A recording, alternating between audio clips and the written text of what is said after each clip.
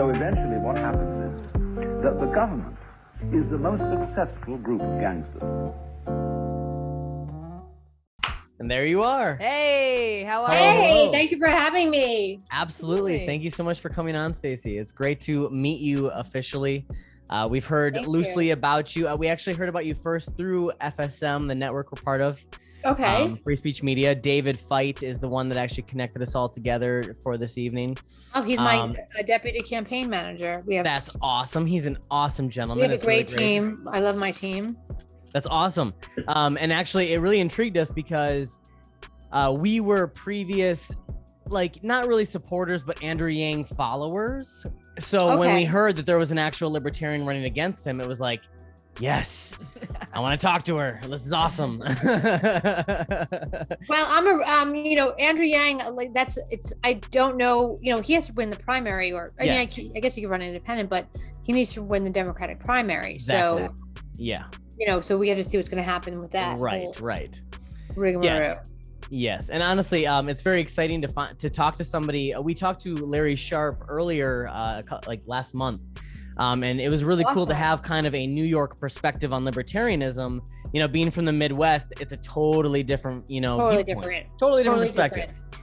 Very different. It's cool to talk to somebody, another person from the city who can give a different kind of perspective on how does libertarianism fit in New York City. He kind of made it seem like, and we kind of agreed that when you get more in urban areas, there's a bit more statism kind of just in general because people rely on social systems more and such like that. So how do you operate, overall as a libertarian in that kind of world? Right. That's a great question because, we're very close together with other people. There's a lot of poverty in the city. Not that there's not poverty elsewhere. There's a lot of poverty. People rely on more. I believe government serves its purpose if it stays far away. Right. Meaning that if you are able to use government like a bad boyfriend, if that makes sense. Let them take you out to dinner, don't rely on them too much. Take what you can get from them. I know that's my attitude, sort of. Absolutely. Now, they do also fuck things up. Bad boyfriends will also leave you waiting for 2 hours for a date, or they'll cheat on you, or they'll tell you lies. Mm-hmm. So that's kind of how I view it. That's my little... That's a great analogy, actually. It really is. I've had bad boyfriends, apparently. So in my, for many years on and off. So I realized that they serve a purpose, and they also are there to teach us lessons. So I believe that if you treat government like a bad boyfriend, you can manipulate it correctly. And I don't mean manipulate it in an evil way, but use it for what it's worth. Absolutely. So take what you can, don't expect much. People's stimulus checks didn't get to them, and it doesn't. One president we had wanted his name on it, the other one it's not coming correctly, so it does, it's like just like a bad boyfriend, doesn't come correctly and they want their name on you anyway. So that being said, they want to come in you, and that being said, in New York, there are places that, like, we have a lot of zoning here, antiquated zoning, and so that's something that we could definitely pull away from a lot. Right. Like we have NYCHA, which I want to create a rent to own situation so people aren't slaves to the government. Oh God, I know. And I don't also like SNAP has to watch what you buy. They have to, guide, that you can't buy this and that. Like, who's to say what you could buy? Mm-hmm. I think WIC does that as well. I think social services should be like, here's your money. We're going to educate you. You're going to take classes how to budget your budget. Mm-hmm. You're going to get this money. You're going to do what you want with it. But we're not going to. We'll provide it for like done. 6 months. Right. You have like a 6 months buffer. 6 months. Figure it out. We're going to help you get job training. You're going to find something you really love to do. I don't believe in like that work, where the government's overbearing, but there are people that have mental health issues. We need to address those issues. A lot of people don't go to work because they're mentally ill. Yes. They get depressed. They don't like where they are. Their job stinks. we need to change that. There's a lot of underlying issues to poverty. It's not just systemic, which is an issue. I've seen people get out of systemic poverty. Mhm. I've seen people lose generational wealth. Right. So, Yeah, exactly. I know people who lost much generational wealth due to either mental illness, family. So it goes both ways. It does. It really so, does. Systemically, I don't come from a rich home. I've been on every spectrum. I haven't been very, very wealthy, but I've been very poor. I've had more money. I've fucked away my money. I know how it is to be poor. I know how it is to be responsible with money, and I know how it is to be very responsible fiscally. Right. So there's the reasons when I look at myself, why I have had issues is because it's either a mental health issue. I wasn't educated how to invest money. Or I didn't know how to. So I think that's a lot. People who are systemically from poor families or families that never had wealth or own, they need to learn how to. Because I didn't learn how to. They need My to parents start didn't somewhere. own. Right. Yes. So land ownership is a great way. That's what NYCHA, this is your home.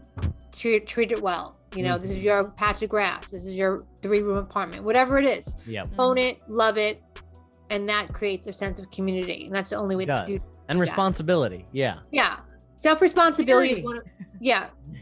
is one of my platforms is self-responsibility. Because if you're, like I said the other day, we are our next great hope. Yes, absolutely. Not the next president, not the next mayor. We, as a community, is our next great hope. And if we don't believe that, then we're going to fail as a nation, a city, a society. Yes, So I say that all the time too. We are the ones we are waiting for. We have to stop waiting and just start acting. There's no magical leader. There's no one. Exactly. Everyone's sitting around waiting for the cavalry to come in. And we are the stop and cavalry. realize There ain't no that fucking they are the cavalry. cavalry. There ain't no cavalry. No one's coming to save you. No, Right. absolutely They not. might save you like with $1,000. I mean, even like the stimulus, like they've closed down businesses that people worked their years for. Oh, God. They locked us down. I've been working as a stand-up comic for 20 years. I couldn't perform for months. And I'm lucky if I got a Zoom job, which didn't pay anything. So Yeah, right. so to be honest with you, you close down a system or society, and then you don't even pay people back on top of it. Oh yeah. And I'm not even a absolutely. socialist at all, but No. come on. You closed my business down. I didn't close it down. Exactly. If I would have not got booked because I was a bad comedian, goodbye, see ya. Yeah. Or if I messed my business up and That's different. spent all the money, That's the that's market. my problem. But you messed it up, government. You closed us down, and then you give us $2,000, 25. I don't know how much we got the whole time. If you're under 100,000, 25 maybe. It was 600. definitely not enough to compensate for what they took away from millions of people. It was a month. It was a month's rent, month of expenses, or a month's rent in maybe New York, maybe. Yeah, right. Totally. Oh yeah, absolutely. Yeah, and we get that. I mean, even in our area, like the place we live in, Wisconsin, is nominally more high than pretty much any other area in the state because we're the tourist destination. We're the premier tourist destination of the state. It's the thumb. We're up in the thumb of Wisconsin. We're the thumb. But and it's the exact same thing, like tons of this entire county is based around tourism. So what happened when the lockdowns happened? Everything was shut down. Wow. And basically everybody lost their jobs for a period of time. And then, there was not enough help. And what we saw was actually beautiful. It was an example that we could lead by, which was that our entire community actually rose up. Door County as a community, different businesses and people started having soup kitchens and volunteer drives. People do it. It was beautiful. The people did it. The government did nothing. Yeah, there and are the people did businesses everything. that were like, you know what? We're feeding the first 40 families that call in. You call in, you get free or food. hundreds even at times. Yes. Look, I don't have a lot of money. I gave people $20 here, $10 here, $50 if I could afford it. People helping people. That is what we are.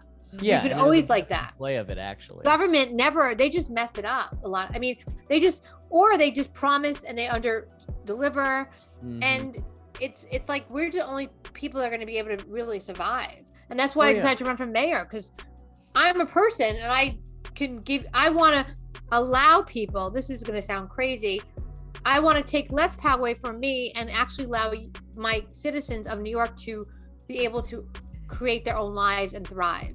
I And that don't want to doesn't sound crazy prohibit at all. them. I don't want to prohibit them. I will offer Yes. them as much safety as I possibly can. I want it to be a place where people feel safe, a place that animals are cared for, because I'm a big animal rights activist. I've always been that way. And I want it to be a place that people could create a business and be creative and live their dreams, like what New York was supposed to be back. Yes. You know, it was supposed to be the greatest city in the world, and I don't want to prohibit that. And I think Absolutely. that it's so important right now that we create a city like that, because we're going to come into a renaissance, I believe, if we allow people to come in and be creative and open their intricate little businesses and their innovation. We need innovation. That's what we need. And real innovation from people like me and you, not just some big company coming in saying, this is the electric car. Yeah, that's great and everything. But I want to see like people innovating, and they do it all the time. Take all the regulations away and watch people grow. Absolutely. Right. And New York used to be that. I mean, I'm a huge student of history. New York used to be the literal epitome of American culture. It was where the entire world basically looked to see the example of America. You know, and at some point that became people would exactly. Yeah. At some point it became too much, you know, and like the state took control of all of that. But I don't know. I don't know what happened. I grew up, you know, I've been living in New York for my whole life, and you know, it was very like crime ridden in the early 70s and 80s, but it was kind of still, it was fun. Like it had like a sense of excitement and fun. I mean, take away the crime and the seediness, and then they built like Disney in like Times Square, and then they had Olive Garden. Now, I'm not offending, no offense to Olive Garden, but it's New York City. You know, there's so much culture. Why would you have a chain restaurant in the middle? And it became a city. Like we'd have to go to like Long Island or like New Jersey to go to the chain. It was like a special event, or I'd be on the road and go to a chain restaurant because I didn't have it in New York. Now it's like in New York City. Yeah, right. Kmart is in New York City, or maybe it closed. I don't know, but it was in New York City at one point.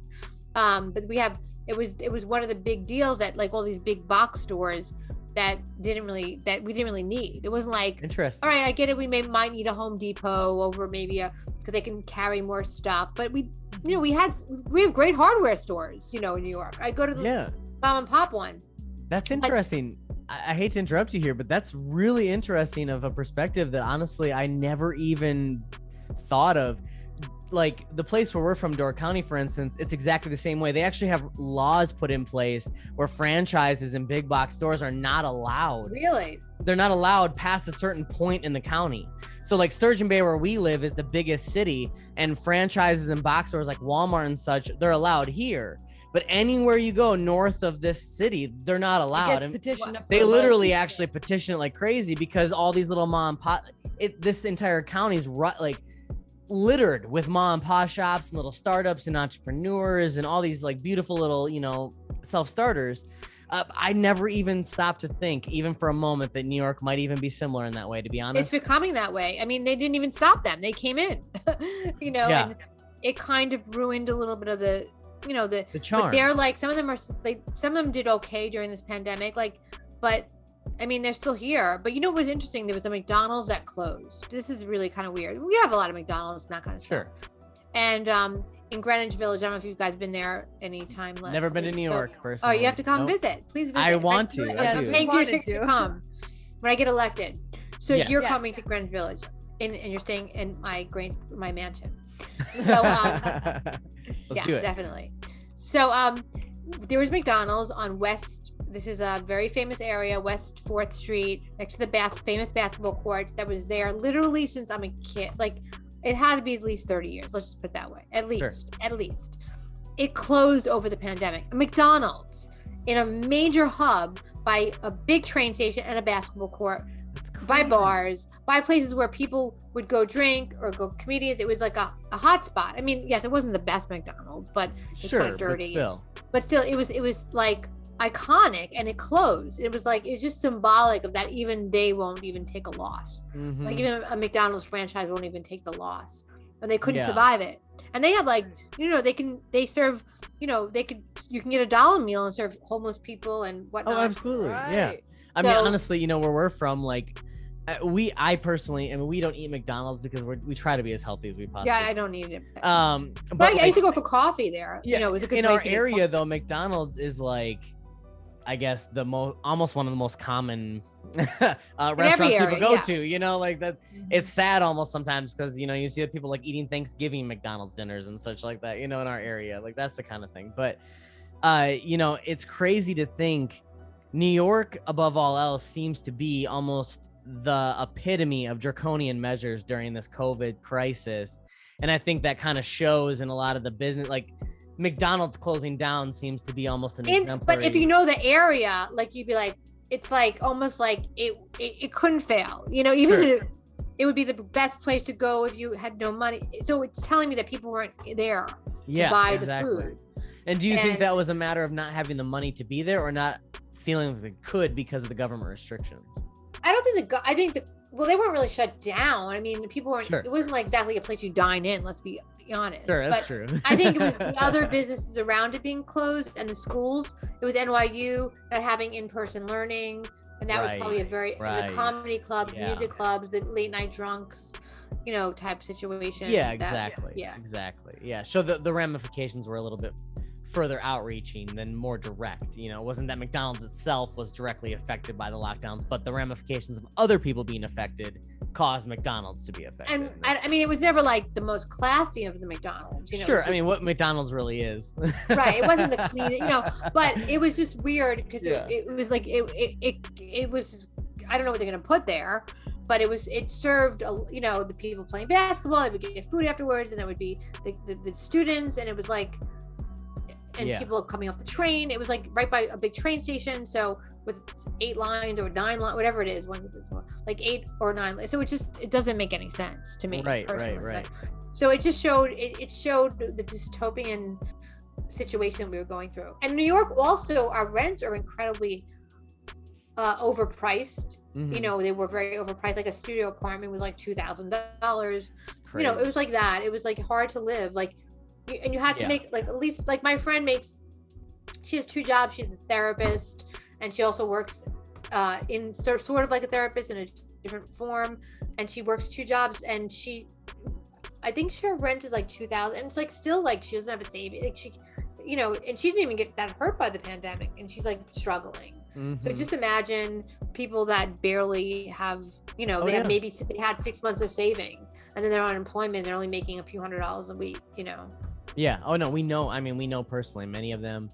During the middle of the pandemic is when we mostly got hit by it. We tried to go into the beginning of the pandemic with like this mentality of like, we're not going to take government help. We're just going to, we have a little bit of a savings built up. We're going to ride off of it. This can't take too long, right? Our landlord is a musician who came from New York. Yep. Honestly. Yeah, exactly. Really? It's fun. Yeah. She came from New York. She, so like, you know, during the pandemic, obviously she got laid off immediately. And so we kind of became her main income source on top of it.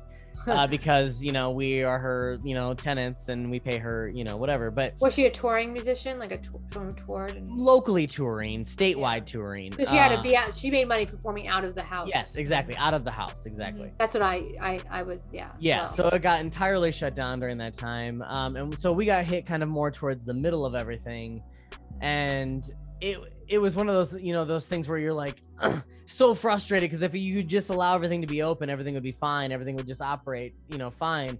And in our area, it's very similar to what you're experiencing. Our area has extremely high rent as well. Like, people can't believe we live in a 5-bed. I mean, this is going to be very low for you, but we live in a 5-bedroom home with like a smallish but nice sized yard. It's all fenced in for $1,100 a month. In our area, people, when we tell that to, literally their jaw drops because they can't even believe it costs that much. Most rent in our area is like $600 to $900. Wow. So people could like, it's affordable. Right. It's semi-affordable. You know what I mean? But for like actual houses, it's almost impossible to find. And to buy a house, you mean? To rent a house. So if you're a family who doesn't have the credit or the, you know, backing to buy a house, it's almost impossible to find somewhere to live that isn't an apartment building. And, you know, even if you have multiple kids, and like there's starting to become that kind of housing crisis in our area too, where people can't find anywhere to live. Which has been like going to be my number one going into city council, like approaching a housing situation. I'm like, are you running for city council? I am. That's awesome. Congratulations. Yeah, Yes. thank you. And I mean, and like, even when you're speaking about the rent to own thing, like that's what my big thing too. Like, I would like, if we're going to talk as a government about getting affordable apartments, which they're affordable as $1,000 a month. For Affordable in New York is like 1,800. Yeah, That's seriously, crazy. it's like, what the heck? You know, like people are struggling here, and families with 2 parents and 3 kids, 2 kids and more, want a house. They don't want a stinking apartment. They don't want a townhome. They don't want to be living on other people, especially here. Like, there's so many families that just want to, like, give me land, like, let my kids run outside and play. And so, like, if we could just like turn the conversation to, instead of building these useless buildings that nobody's going to use, if we start buying the houses that are for sale off the market, and then we flip them to rent to own for families that need a home. And then they're hand in hand with helping flip it, you know, like repaint it, rip the carpet up, whatever. And then they get their home, and then they pay it off, and then wham, bam, we're done, you know? And also, like, you don't want to invest in and you don't live in a place that you own. You don't want to start like making repairs. Yes. Other than, you know, putting a Exactly. roof, whatever, you know, like I know people that have such good rent. This is back when, you know, way before COVID, that they actually redid their own bathrooms for $10,000 because they had extra money, but their rent was only like $1,000 a month, which is very cheap in New York. Sure. They would actually start investing in fixing their apartments, like really investing, you know, which is like crazy if you think about it. But they would, like, you know, retile the bathrooms for like a couple of grand or whatever it was. Right. It's a fortune, by the way, to do a bathroom. It is, honestly, anywhere you live. It's Yeah, I don't know. I never did a bathroom, but I keep hearing things. I've always heard, yeah. I haven't either. I've always heard though, like, you got to put at least 10 grand into a bathroom. Yeah. And you know, and so I know a friend who did that. She had some money, but I'm like, just buy a freaking place, you know? Yes. She was like, in between that, where you can afford to buy a place, and when you need to, like, it's like you need that big down payment, and then and so all the backing of the banks and everything, and that can become convoluted if you don't have the credit history and everything, you know, like, yeah, You have to work so hard for that credit history, and I know that's another thing too. The credit system is so convoluted at this it point. doesn't even make sense half the time. It doesn't. It really doesn't. It doesn't make any sense. It's like, all right, I went up, it went down. I'm like, I don't understand why it went up. I checked it, so it went down. So I'm conscious of it, so it goes down. If you spend like $1,000, if you spend like $100 or $50 on your, like 200 on your credit, it goes down 2 points, but then it's like, I'm like, really? It's gonna go up and down? If you pay all of your debt early, you get negative points. You get deducted. Yeah, like, what? Yeah, if you draw it out longer. That's what I did once. I'm like, I just paid all my, why did it go down? Yeah. And then they wouldn't give me an increase. They said my balance was too low. I'm like, So because I'm fiscally responsible, you can't trust me with your money. yeah, it's like I didn't use that card that much. I'm like, it's so little, and I can't really buy anything on that. You know, if I want to use it, so I want the points, and you know, what it's like. I don't get the credit cards. They're crazy too. It kind of seems more like a scam than it does anything else to me, honestly. There's a lot of scams. Everything is a scam. It's like a big spider web. They're all interwoven with each other. It's true. And a big pyramid scheme to just get you to get in credit debt. system with the housing system with the insurance. It's really better. It's, you know, like if we just went back a few generations before all of this convolution, people just saved up money and bought houses outright. They, you know, they were fiscally responsible. They had savings. They worked hard. You know, like they didn't have all of this credit system nonsense that exists now. Right. And well, in New York, the salaries don't equal the living. I mean, the cost of living is it's outrageous. What is people the median struggle. What is the median income there roughly? You know, like what do normal people roughly make there typically? Well, what they're making now, what they did make, I don't know. 50 to 80. That's a median, maybe even higher. I don't know. You could check. I don't know exactly. That still seems low for how expensive it is to live there. Well, there's 5 boroughs, so. That's true. Not that Brooklyn is so cheap anymore, you know. But Manhattan, the rent went down incredibly. It's not pleasant anymore. Manhattan isn't pleasant like it was. It's not fun right now.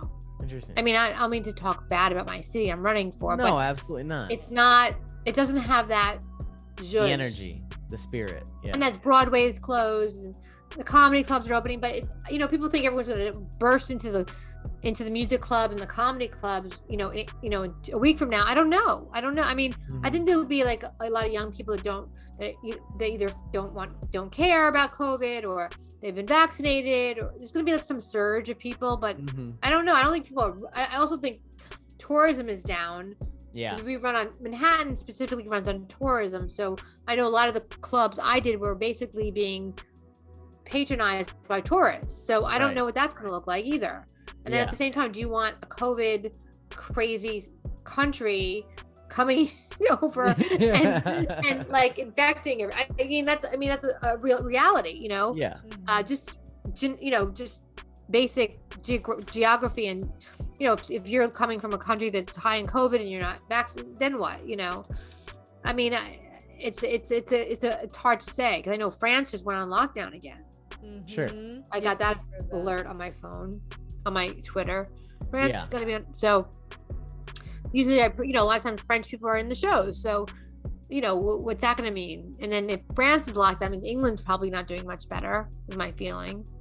So sure. Yeah. Europe is pretty tied together ultimately. Their fates are pretty intertwined. Right. They're pretty. So I mean, people traveling from place to place, that's what creates pandemics, actually. Just tourism. I'm not talking about immigration, but tourism. So we need tourism as a financial kind of way to make money. So we're going to see what's going to happen in the next couple of weeks. I think it's going to be interesting. It's definitely true, and I mean, nobody can really predict how any of this really works out.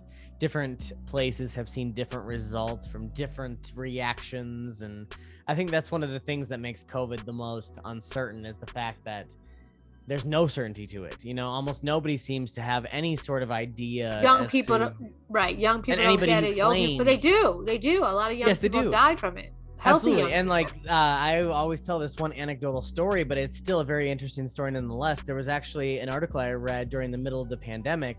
A group of sailors went out on sea for like 26 weeks during the pandemic. They had gotten tested before they left, and none of them had COVID. When they were returned, over half of them had it. So someone had it and had a false somehow, but they tested negative. But none of them tested positive. So it's just interesting, there's so many variables to it that I feel there's married couples. I had that live in the same room and all that stuff, share everything. One had it, one didn't. Yeah. A few people I know at all. Absolutely. Not even one had it bad, one had it no. So who knows? I don't think the virus. And there are people that didn't leave their house, and they left their house a little bit, but they didn't get it. They did get it. They did. They weren't really with anybody. They were taking all the precautions. So people with masks, they got exactly. They still got it. And that's what I mean. I think truly. Well, you touch your face. The masks aren't 100 because people touch and no, exactly. I touched everything. I put my hands on. It's. If you never had the experience of going through, I worked in a office environment one time, and they did this one experiment that many people have the opportunity to go through, where they put this invisible substance on you, and then by the end of the day, you have a meeting, and they put a black light on, and everybody can see how much this invisible substance has spread. It's all over everything. It's over everything. There's nothing that invisible substance didn't touch. Right. And it kind of just gets through, no matter how precautious you think you are, you're still spreading bacteria and microorganisms. And really, at the end of the day, you cannot ultimately 100% prevent it. All you can do is do your best. And that's it. That's all you could do. You have to just live your life. You have to just live your life because the best you can. I go to the gym. I have to wear a mask at the gym. It makes it much worse. I do indoor dining when I'm allowed to. It's opened up. So, I wear the mask going in. I wash my hands. I sit, 8 feet away from everybody else. No one's coughing on me. I mean, I never I used to get sick a lot on the train. I don't take the subways very much. I used to get because it's like a box and all the air is recirculated. It's like a school almost, I take Ubers a lot. So I don't know, I'm taking risks, I'm sure. I don't know. I'm being the best I could. I wear the mask when I have to. The minute I'm outside, I rip it off. I can't breathe with it. I get disoriented too. I'll go into a store Same. and start shopping. I'm like, I don't know, my glasses get bought, take the glasses, and I'm dizzy, and I'm like, where am I? I start buying things I don't need. Like I didn't need that. I'm like, I didn't need that. I was having like a mask like delusion. I was delusional under my mask. Yeah. You get like disoriented, like you're like drugged or something. I do agree. I mean, honestly, like, because I only really, I don't wear it anymore. I was wearing it out to, when we went grocery shopping and stuff like that. And during that time period, it was like maybe 40 minutes in the store to get groceries. But by the end of it, like, I was feeling all sorts of disorientation, and I hated it because I almost never, I was always outside, and I'm a stay-at-home parent. So I don't really, like, I don't have a necessity to go out as much. Right. Like, I go outside. I just don't have a necessity to go into businesses in public as much. Right. So like, for me being a novice mask wearer, it was always such, it's hard. It was hard. Yeah. It was such a challenge to go through, just going to the store even. And then I feel like I'm going to give you something, so I better wear the mask. Like, I'm not even getting it. I'm so like obsessed with, like, I don't want to infect my fellow American or New Yorker, that I'm wearing the mask to protect you guys from what I might have, because I've been traveling around. And so then there's that respect issue. Like, I don't want to God forbid get someone sick. So that's how I feel. Like, I don't want to get you sick. Like, I don't care about me, but I don't want to get you sick because I don't know what I'm carrying. True. Because I could carry it. And the other weird thing, I can be a carrier, never ever get sick, and then give it to everybody I know. That could happen too. Yeah, that's with almost any disease, truly. You never really know. Like, there were times, actually, there was once that my daughter, when she was in public school, had no symptoms of being sick, but there was a sickness going around her school, and the next thing you knew, our entire family was sick. And she was the carrier. Yeah, she was the carrier. And that's the thing that a lot of people don't really understand, is that microbiology doesn't always work the way we think it does, and sometimes there are silent carriers in our midst with anything, not even just COVID, but just anything. Yeah. And that's where hygiene and personal care and self-care and making sure your immune system is boosted and you're taking care of yourself, and like all of these things are preventative measures, so that when these things come around, you are way more adapted and way more ready to take them on. It's like bringing the troops home. Right, exactly. Yes. Are they home yet? Exactly. No. No, are you kidding me? Biden's in office. I don't get why we keep leaving our troops. It's like they're never coming home. Yeah, right? I mean, how do they feel? Do they feel abandoned at this point? I don't know. Like mommy and daddy don't love them. They just left them at the train station. And... Do we have to be at war? Like, can't we just like not be at war and just take care of our country? Like, is that right? So... Yeah. If we really cared about protecting ourselves, you'd think we want the soldiers here at home where they could actually protect us. Sure. Who would think, these highly trained soldiers would do the most efficient, productive means by being here on our home shores? Yeah. I just wish we could get like a totally new government, like just everyone voted out and all new people. Like, that's honestly though, that's what it's, and honestly, it's going to take from the ground up, and it's going to take people like you. It's going to take people like Nadia at the city level. I'm running for county board. Larry. We have a friend who's running for Congress. It's going to take literally local level people making these changes. We talk about this all the time. The capital and the government has been lost now for like a couple centuries. At this point, it's lost. It's going to take from the grassroots up, right? We're going to have to start from our cities and our counties and our states and help other people understand why it's important for self-accountability and responsibility and liberty and like all these things that we champion. We can't tell people on the national stage. They're not ready for it. But if we show them locally... it's such a simple concept, too. It's not like some crazy concept. No, it is ultimately simple. But the reason why I think it's so convoluted is that on a national level, it's so intimidating. But with people like you running in New York City, you can show people physically, okay, this is what libertarianism equals in New York City. This is what I would bring to New York City and why libertarianism will work for New York City and the way I'll bring it here. And I feel like that's so important to have all those voices out there in so many different ways across our country, starting those conversations with people. Because, like we talked about earlier, Andrew Yang's coming into if he gets selected, let's say he hops up there. He's got a message where he believes in humanity over politics. He believes that the fourth industrial revolution is coming and people are about to be ousted by robotics.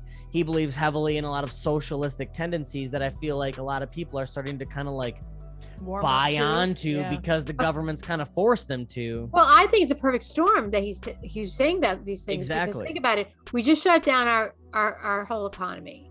You know, small businesses were shut down. People are closed.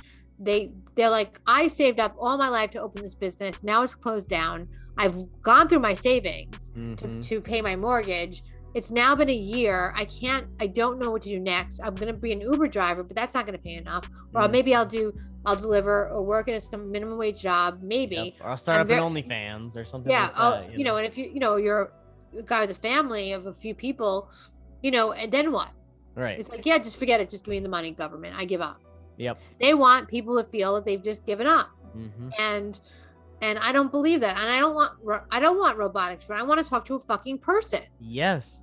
As do operator. most people. I'm like operator. 0000000. I don't want to speak. That's what I do when I don't need an audit. I need to speak to a woman or a man or a transgender person, whoever I don't care. They identify as a non-binary human being that's going to speak to me and tell me what my fucking account says. And why there's a charge of $3.55 on there when I didn't make it? Exactly. And truly understand why I'm upset about it. Right. You know, like a robot can't understand why I'm upset. I hate robots. I don't like that thing when you go through yourself and, you know, that those stupid checkouts, even though, and then you always have to have a person fix it anyway. Yeah, it's true. And the person's running over to each machine because everyone's messing up their own freaking And there's order. only one person to all these machines, and they've got to be the one to resolve all the conflict. Right, and the coupons aren't working. I'm like, my coupon should work. I want $2 off my hair product. That's what I came here for. Yeah, exactly. And, you know, I feel like they're really steamrolling that forward. There needs to be more people to say, hey, we need to still keep humans in the conversation. I'm not against robotics taking over some of like the heavy machinery jobs that of course can get a break from. Production of course. jobs, I mean, there's a time, like right. It's not gonna take over everything, but right. You know, but Andrew Yang saying that it's gonna take over everything and scaring people into that. Yeah. I mean, I don't know. He's doing a scare tactic. It is true. I will agree with that. Honestly, I think there's a level of awareness that he's bringing and a level of fear that he's instilling. And I think that if you're bringing a level to awareness of the fact that, yes, we are going through a revolution, there are a lot of computers and robotics taking over, you know, entire industries, really. But we need to learn that all this is the next stage of human evolution. We can still have a market. We can still have humans being productive, making money, being a productive member of the society without relying on some of these really physical jobs that computers can take over. And, right, of course. It's okay. It's fine to embrace I feel like it. We would have happier humans. Ultimately, yes. If humans could just prosper and grow the way that they actually want to and be innovative. I totally agree with that. Yeah. It's like the whole thing with the minimum wage. It's like, you know, like, and it's minimum wage, and like in New York, it's like I do a lot of these mayoral forums. It's like, how do you feel about, you know, it's going to be green jobs are going to help the Black and brown communities. Green jobs are going to help. I'm like, what are these green jobs? Like, are they going to name them? Black and brown communities, you know, turn the windmill? Like, what are these green? I mean, it's like it's a very blanket green. What are green jobs? Like, jobs that don't create a carbon footprint. Most jobs, you know, like you can let people work from home. What is a green? Like, it's very like, it's very blanketed, and it's these are very like, you know, very vague umbrella things, and like words that they use. And it's not like, yes, I want to help Black and brown communities. Of course I do. Do I want to create a lower environmental impact? Of course I do. But of course, these are just, everything is like, I'm going to create, so you go to these forums and every crowd, like, I'm going to create green jobs going to help Black and brown communities. And like, all right, what does that even mean? It doesn't have a meaning. They're just there's no substance statement behind it. There's no substance. Like, I'm going to create and do Black and brown communities want to work in that sector? You know, like, or do I want to work in that sector? Like, who is to say? It's like almost like you're putting people to work in Black and brown people are going to be put to work in the green jobs. Yeah. It's like, what does that mean? Are they going to work in energy? Are they going to be engineers? You're going to force them to do this? Like, right. It's a weird sort of like. It's like when the leftists were saying, well, you know, coal miners can just go and be computer programmers. Really? Right, So like a 60-year-old coal miner who's worked his entire life in coal mining is just all of a sudden going to learn a foreign language of computer programming and make a living out of that? Like, really? Right. It doesn't make sense. It's like, how to touch. ask people what they want to do. It's like, I don't know, you know, maybe people do want to go into energy and whatnot, but a lot of people don't. That people want are creative people. Some people are good writers. Some people are good accountants. I mean, that's a green job as long as you don't use paper. Like, you know, it's like, I mean, quite honestly, as we continue to revolutionize, I think it's condescending to people of it color. Is. And it is. You know, honestly, I'm like a quarter Latina, and I mean, not that I don't get offended by things, but it's like, if I was, you know, I'm like a quarter, you know, Latina person, and it's like, tell me where I want, you know, what you want me to do. It's like, I feel like you're condescending to people in my culture and other cultures, you know? It is. It absolutely is. I mean, it's just like giving the African American community special privileges that other people don't get. It honestly discredits their resolve and their ability to achieve those things on their own. They're very capable of, you know, actually deserving those things by their own merit. They don't need handouts. They're very capable people, you know. It actually discredits them in the meantime by saying, if they want to get help, then the help will be available. But you exactly, know, it's I just feel like I don't want to be condescending to people of color or people that, you know, I grew up in Brooklyn. I grew up in a lower middle class family. I had friends of all nationalities, and Same.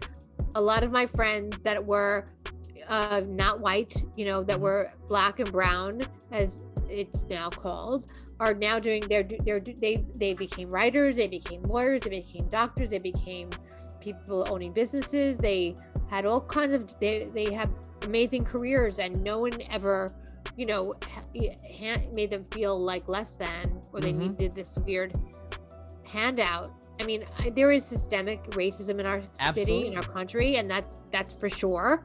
And I've seen it happen, but the condescending from the left needs to stop, and we need to, you know, like speak to people in other communities and see what they want to do. Not just say, we're going to give you you know, jobs and energy, or you know, like, what jobs do you want to do? Like, what jobs? Exactly. It's like open the markets where they want to operate.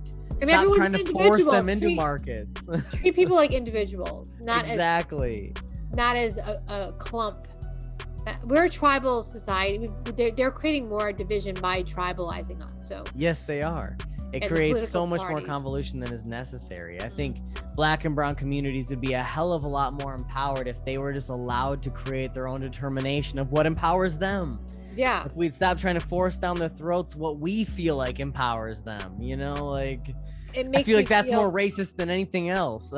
I don't like condescension. I think it's and as I do more and more forums, I find it more and more condescending, and it's, you know, it's particularly a lot of other candidates with they're like, I'm gonna support, you know, of course we're gonna bring job, and it's all just wording for something else. It's code words for other things. It is. It truly is. It's double speak, as 1984 would call it. It's just double a matter. Speak, and I'm not doing it. I'm inhabiting it, and I'm not doing it in my city. My city is going to be a fair city for everybody, and if there's something systemically wrong, we're going to fix it from the base up.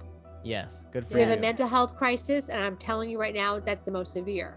That's what's bringing that's all the types core of crime. Of almost everything else. If you think about it, all crime, drug addiction, even racism will come from a mental health issue of some sort. Abuse. You know, murder, suicide, like you name it, all the things that trouble our society all stem from mental health. I mean, do happy people commit hate crimes? Let's just or mentally ill people commit. I've never, you know, commit hate crimes. I mean, you know, verbally, physically abusive crimes. You know. Yeah, absolutely. Never in my life have I actually ever looked at anybody and said, because of who you identify as, I hate you. You know, like, and I'm gonna beat you up, or I'm gonna. You know, it's like the worst thing. I think it's the insidious racism that people don't see is the ones with, you know, racism where people aren't getting a job, or people are getting opportunities taken away from them because of the hate. But hate crimes are normally real hate crimes are done because people are mentally ill, and they're looking for a scapegoat of some sort, an outlet. Yeah, exactly. And that's what we need to deal with, our mental health in this country, because we've overlooked our physical health and now we need to deal with our mental health.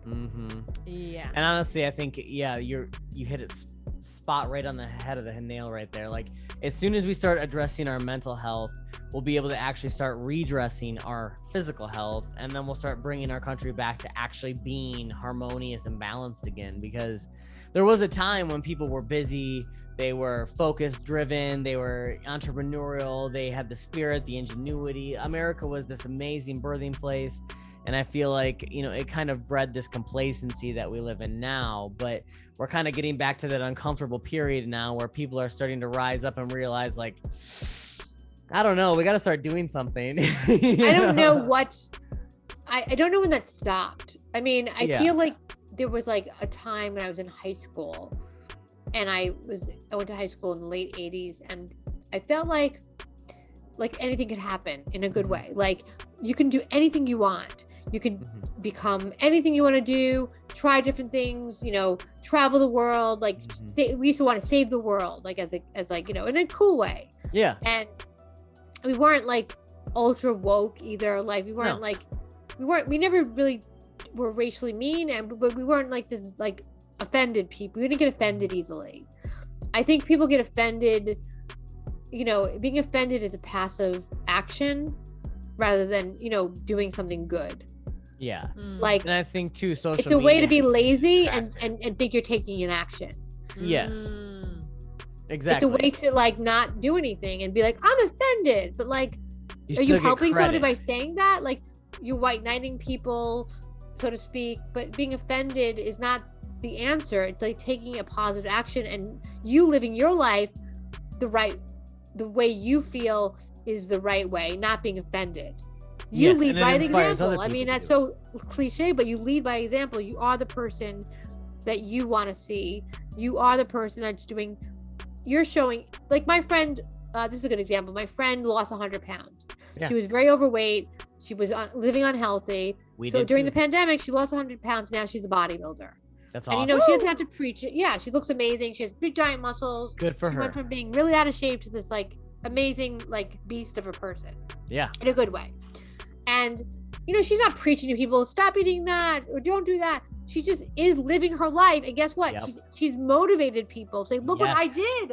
You can do that too. You can change your life.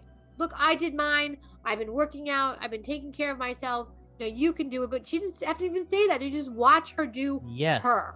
And that's it. And then they're following her by example. And that's exactly what, you know, in a metaphorically, we need to do as a society right now.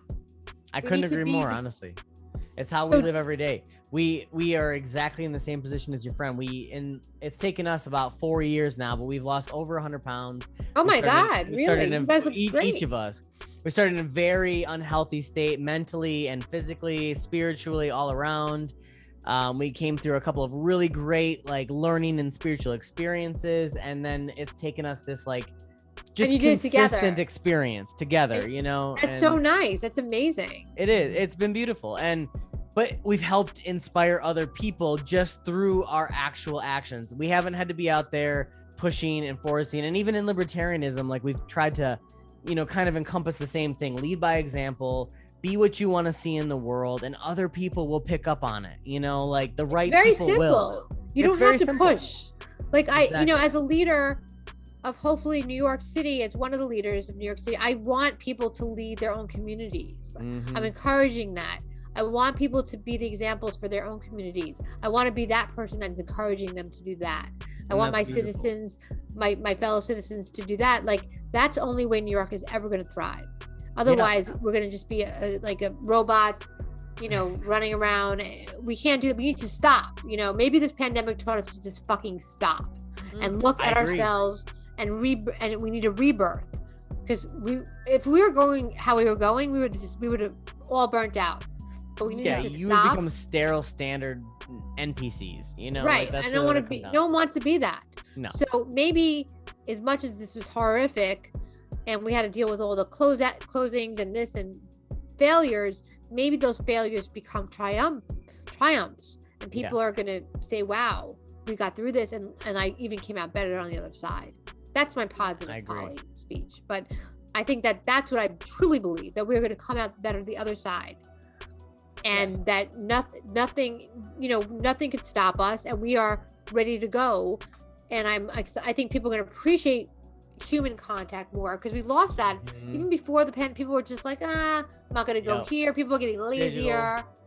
Yeah, they were just texting. Now people are like, I want to meet you in person. Like I want to see my friends. I want to have dinner with you. I want to hug you. I want to hug you. I want to kiss you. I was like a guy, like, I want to hug you. I want to kiss you. I want to be with people. I want to be my family. People are going to appreciate each other a lot more.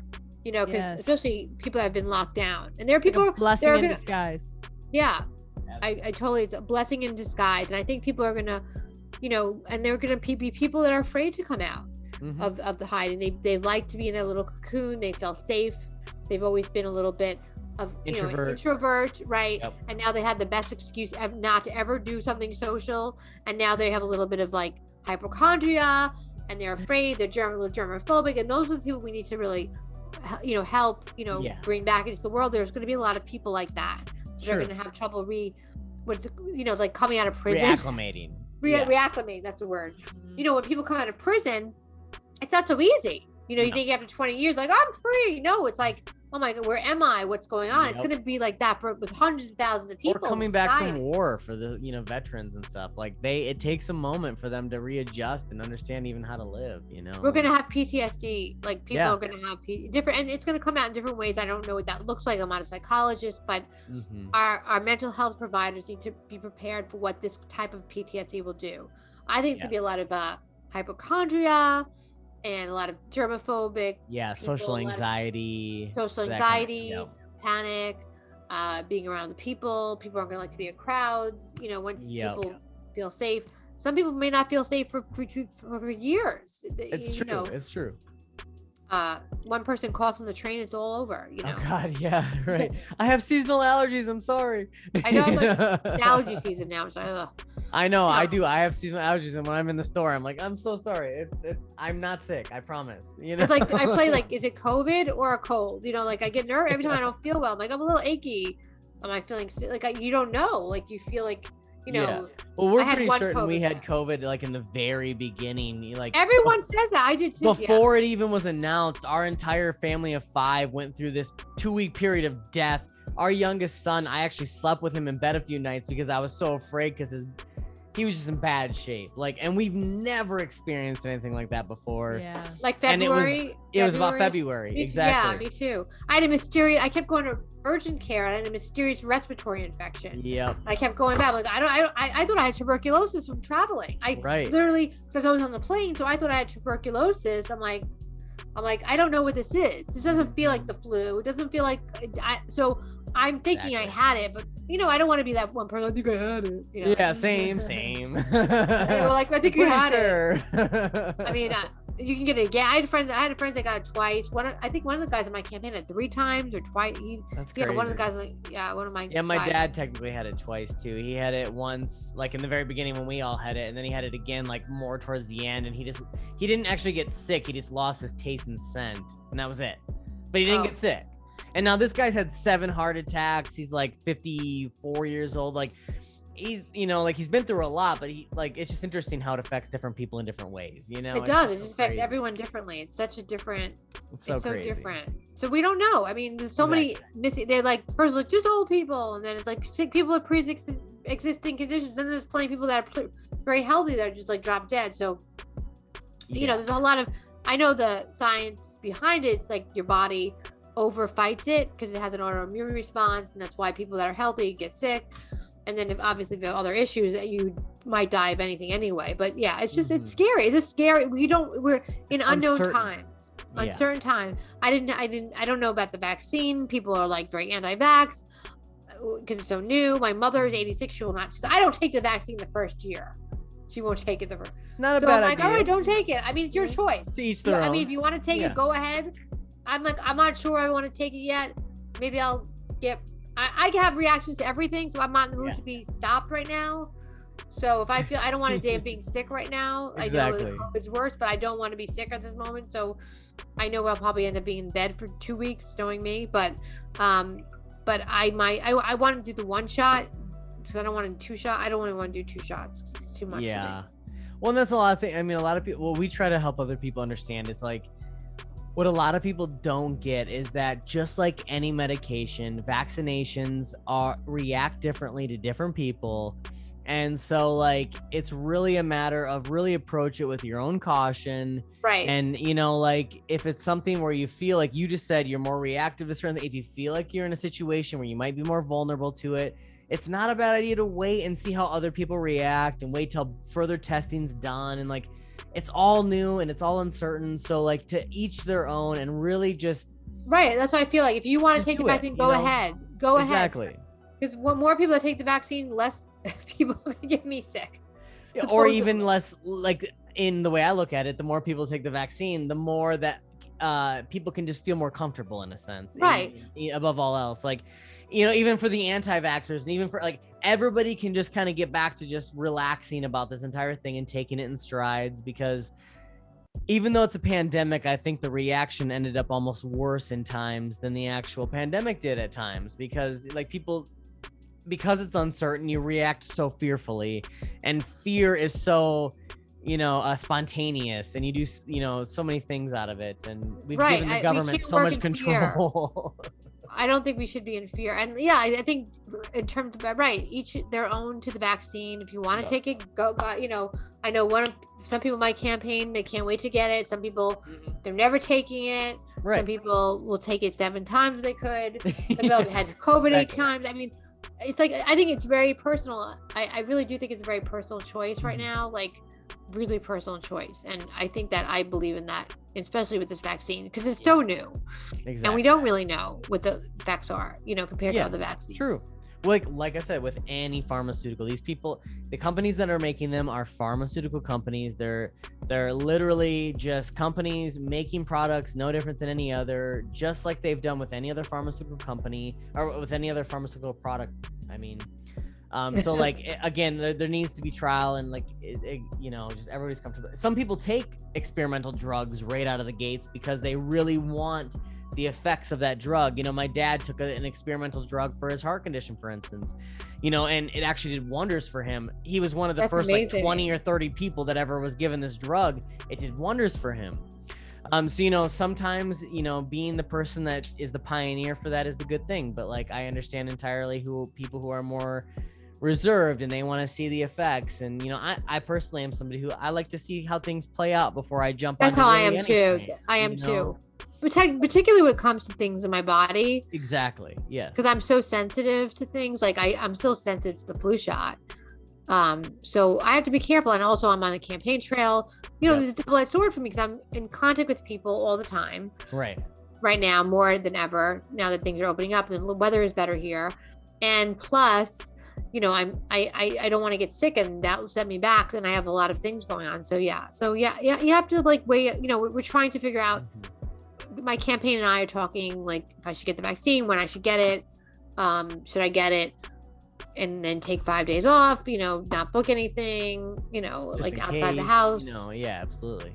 Or even like I might not even be able to do something like this because I might be too tired, or, you know, I've had friends with different, right. I don't want to vomit in the middle of a show or something. I pass out. That can add entertainment value, right? Right. I don't know how I'm going to react. So, yeah, especially if you're talking about the big state and all the things that it's doing to intrude in our life, and then you're like, I'm like, I've been so like, I've always been so open about my life that like, there's nothing no one doesn't know. Sure. Like from, you know, like, there's nothing you can't find out. Like there's very few things in my life that you couldn't find out, like if you wanted to, without asking me, you know. Absolutely. So I'm also very open. So I'm always scared of the big state, but that's just me because I'm so open, you know, for the most part. Yeah, I can understand. I'm an open book. I'm a big open book. Same thing. I say all the time, you either know me entirely or you don't know me at all, because I'm very genuine, you know, like if you've met me, you know me, you know, I am who I am. I can definitely respect that. Yeah. So we're kind of nearing the end of the podcast. Okay. So I would love for you to kind of plug, you know, for anybody who is interested in learning more about you. I know we're in Wisconsin, but we love to give a platform for absolutely I appreciate all libertarians. And even just anybody who supports freedom and liberty, period, because I feel like it's so important right now to have those conversations. So please, by all means, plug, where can people find you? Go to PrussmanForMayor.com. That's the way you get all the donations and the volunteer, and you can read my platform. Follow me. I think they've created a campaign.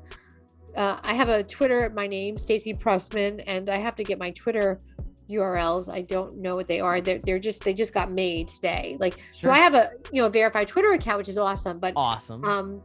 as my name right now, like that's my name. But I think it's gonna be. I don't know. I don't have that on me right now. We just opened it up today, No so worries. just follow me on Stacey Prussman, and I'll lead you in the right direction to my campaign Twitter. But Let's do it. we We'll have a provide all great- the links we have a down great- below too. yeah, put them down below. I will send you the links once I get them. I think they are. I hate looking at my phone during a podcast. I think it's bad. You're good. I'll get it to you. But just follow me at Stacey Prussman everywhere.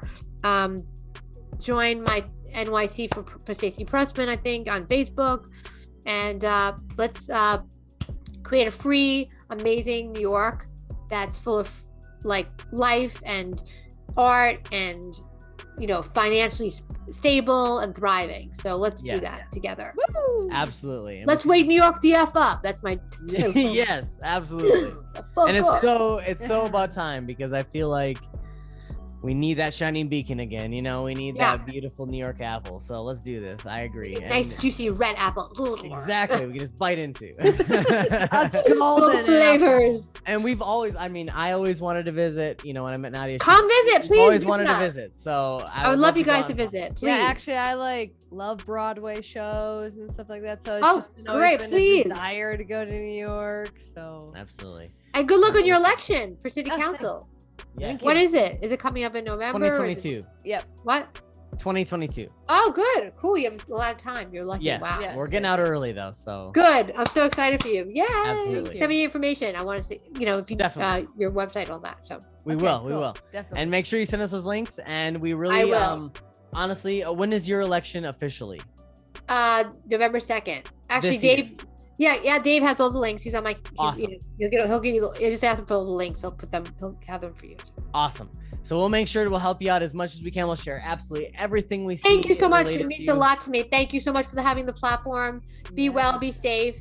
You And as thank well. you for having me on the show. Thank you. You have a Bye-bye. wonderful night, Stacey. See ya. Have a great night. Thank you. Thanks. Bye-bye. Get ready to remove the filter from your timeline.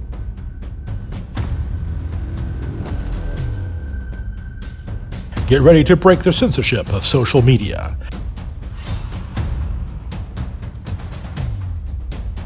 Get ready to support the grassroots alternative to establishment propaganda. Get ready for an authentic voice.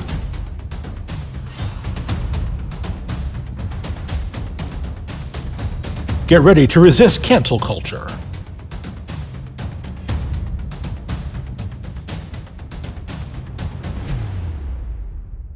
Get ready for free speech media. This is FSM.